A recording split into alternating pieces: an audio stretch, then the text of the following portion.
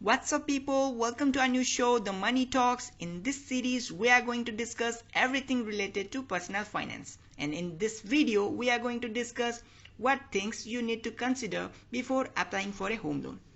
So, without doing further ado, let's get started.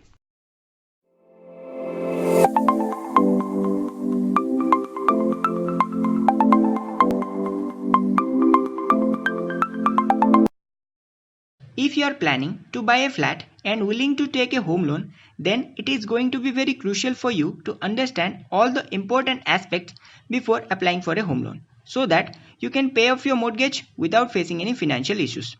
Number 1. Your eligibility criteria. The first thing you need to consider is to make sure that you are eligible for a home loan. Lenders like banks and housing finance companies will check your eligibility on the basis of your sources of income and your loan repayment capacity. You can also calculate your loan eligibility by calculating the EMIs.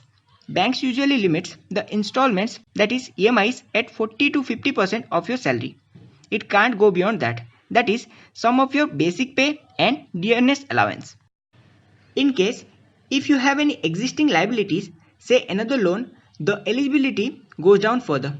Some banks are sensitive about the number of dependents you have. Higher the number of dependents implies lower loan repayment capacity. Apart from your financial strength, your job profile also affects how much the bank may agree to lend you the money. For example, people with a stable source of income find it relatively easier to get the home loan than, say, a self-employed one with inconsistent earning. Your age also defines how many earning years you have. Therefore, your loan repayment capacity will be decided on the tenure of the loan.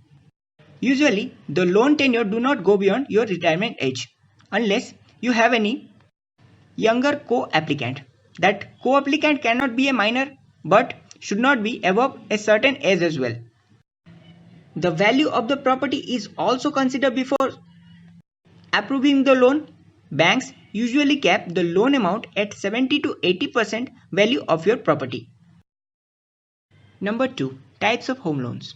You need to be aware about the types of home loans that you are going to apply for. On the basis of interest rate, home loans can be categorized into two types, that is fixed and floating. In a fixed rate loan, the interest rate is fixed throughout the loan tenure. Usually, this rate is 1 to 2.5% higher than the floating rate home loan, where the loan rate varies according to the market conditions. One thing you need to consider, the fixed nature of interest in a home loan is a disadvantage as loan rates are bound to come down in some time even if they are high at present. In that case, the borrower, that means you have to pay the same amount every single time even if the loan rates are reducing. Fixed rate loans also come with the reset clause, means it may subject to revision. Therefore, floating rate loans makes it more sense while you are applying for a home loan. Number 3. Understand the loan agreement. As it is a legal document, therefore it is quite difficult to understand. So there is a high possibility of missing important details.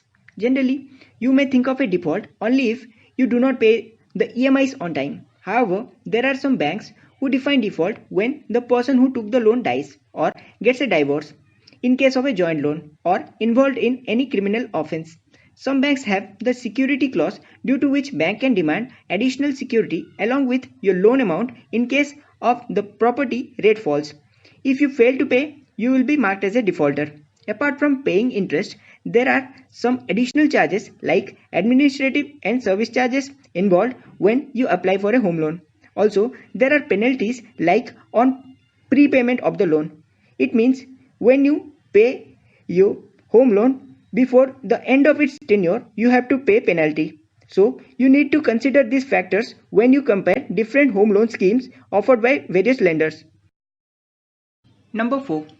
Negotiating the loan rate. When it comes to negotiate the interest rate, your credit score will come into picture. It is one of the most important factor that banks consider before providing you any kind of loan. So, if you want to get a home loan at best possible rate, you have to maintain a good credit score that is above 750.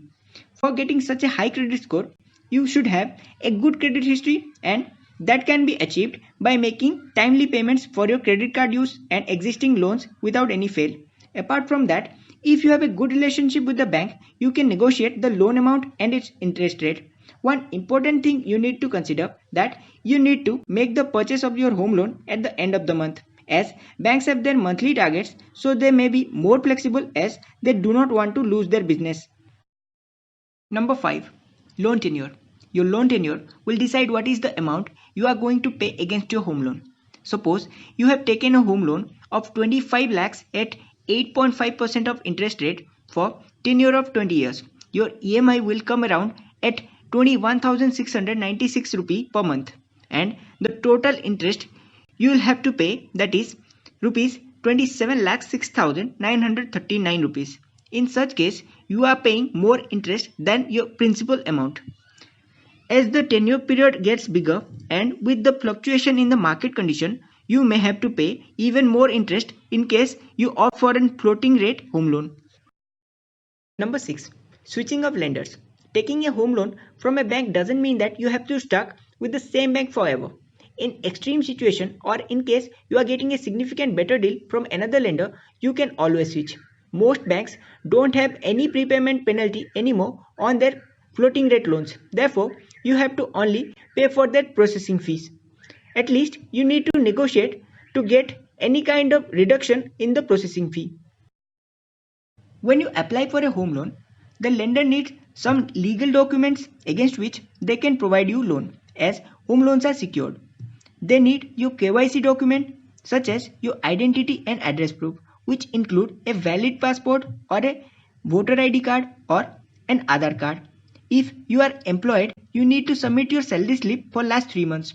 In case if you are self-employed, you can submit income tax return of last 3 years. As home loans are secured, you need to submit the original property documents, which include agreement to sell by the lender in case you fail to pay your loan EMIs and mark as a defaulter. If you like our content, share it across social media, press the like button and let us know your feedback in comment section. And subscribe to our channel with turning the notification bell on so that you will never miss any update from us. And finally, thanks for watching.